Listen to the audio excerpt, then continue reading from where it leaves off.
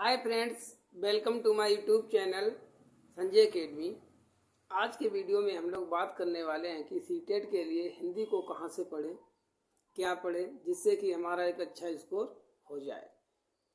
तो ये जो मैं स्ट्रेटजी हम लोगों के बता रहा हूँ, ये पेपर फर्स्ट और पेपर सेकंड दोनों के लिए है। तो पहले तो टॉपिक को बताने से पहले हम आपको इसका डिवीज़न बताना चाहेंगे। जैसे आपका पेपर फर्स्ट हो या पेपर सेकंड हो, दोनों पेपर में 30 मार्क्स की हिंदी पूछी जाती है।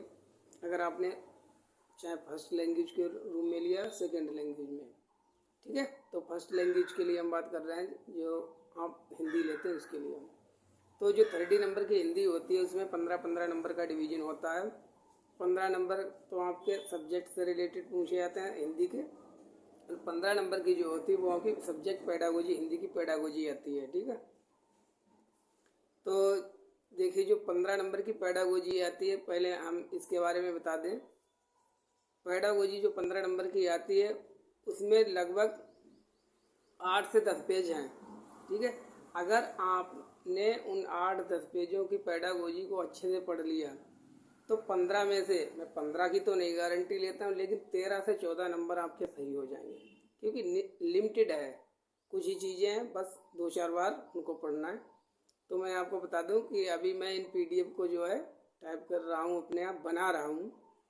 तो मेरे पर्सनल नोट्स ही, और जैसे जो बन जाएंगे मैं आपको फ्री ऑफ कॉस्ट प्रोवाइड करा दूँगा, आप लोग पढ़ लेना।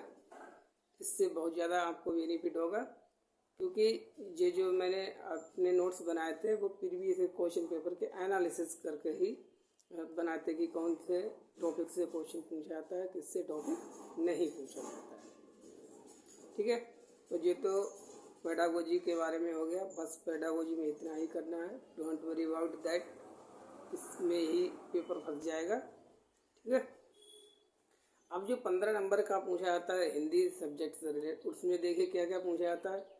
गद्यांश है, पद्यांश है, जिससे कि 7 से 8 क्वेश्चन पूछे जाते हैं गद्यांश और पद्यांश से, ठीक है। टोटल क्वेश्चन तो 15 नंबर में आती है हिंदी, गद्यांश पद्यांश से टोटल 15 क्वेश्चन पूछे जाते हैं, जिनमें से लगभग 7 या 8 क्वेश्चन जो होते हैं, उनका जो उत्तर होता है वो सीधे सीधे पैराग्राफ में दिया रहता है।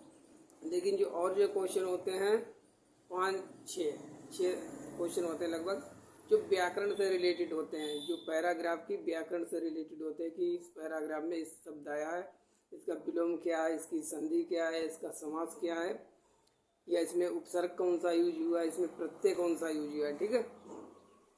तो इसके लिए आपको केवल 5 टॉपिक मैं बता रहा हूँ। अगर आपने इन 5 टॉपिक को ही तैयार कर लिया, दैट्स इनफ, सफिशिएंट है। फिर पूछने को तो कुछ भी पूछ सकते हैं। ये जो मैंने आपको बता रहा हूँ, ये मैंने प्रीवियस के क्वेश्चन पेपर हैं 8 से 10 ईयर के, उनको एनालिसिस किया, उनसे निकाला है। और फिर इसके अलावा भी और कुछ पूछा जा सकता है, लेकिन इन 5 टॉपिक से अभी तक मैक्सिमम जो क्वेश्चन आपके ग्रामर के हैं, भाई 6 से 7 ही क्वेश्चन तो ग्रामर के बनने हैं, वो इससे ही आपके हो जाएंगे। तो पहले मैं आपको बता दूं वो टॉपिक कौन कौन से हैं। देखिए, पहला टॉपिक है आपका संज्ञा से अव्यय तक, ठीक है, संज्ञा से अव्यय तक। दूसरा है संधि, संधि में भी स्वर संधि सबसे ज़्यादा पूछी जाती है। तीसरा टॉपिक है आपका समास। चौथा टॉपिक है उपसर्ग प्रत्यय, शब्द बनाने को होता है या दिया रहता है कि उसमें बताना होता है इसमें कौन सा उपसर्ग यूज हुआ है या इसमें कौन सा प्रत्यय यूज हुआ है। इसके बाद 5वां नंबर है पर्यायवाची विलोम। बस इन 5 टॉपिक को अच्छे से कर लीजिए, आपकी हिंदी में 25+ नंबर कम से कम आने हैं, ठीक है। इसके अलावा आप पढ़ना चाहे तो मुहावरे हैं, लोक पंक्तियाँ और शब्दों के अर्थ, तो सब कुछ भी पूछा जा सकता है। ये जो 5 टॉपिक है, इनसे अभी तक क्वेश्चन ज़्यादा पूछे गए हैं। अगर आप क्रॉस एग्जामिन मेरी बात को करना चाहते हैं तो लास्ट ईयर के क्वेश्चन पेपर निकालो, उसमें देख लीजिए, यही है। अब बात करते हैं बुक कौन सी रेफर करें, बुक कौन सी पढ़े हिंदी के लिए। देखिए, अगर आपने सीटेट कर रहे हैं तो ग्रेजुएशन भी किया होगा, ठीक है, और अभी तक हिंदी की कोई ना कोई तो बुक पढ़ी ही होगी। तो कोई भी बुक उठा लो जिसमें कि मिस्टेक वगैरह कम हो, हिंदी की ठीक ठाक बुक हो। वो आपकी लूसेंट हो सकती है, अरिहंत है, ठीक है, या कोई भी प्रकाशन की कोई भी बुक लग सकता है। मैं किसी बुक का यहाँ प्रचार नहीं कर रहा हूँ, आपको जो भी अच्छी लगे, बस उसमें एक ग्रामर के, हिंदी ग्रामर के टॉपिक मिल जाने चाहिए। बस इतना ही आपके लिए काफ़ी है। अच्छा, और इसके अलावा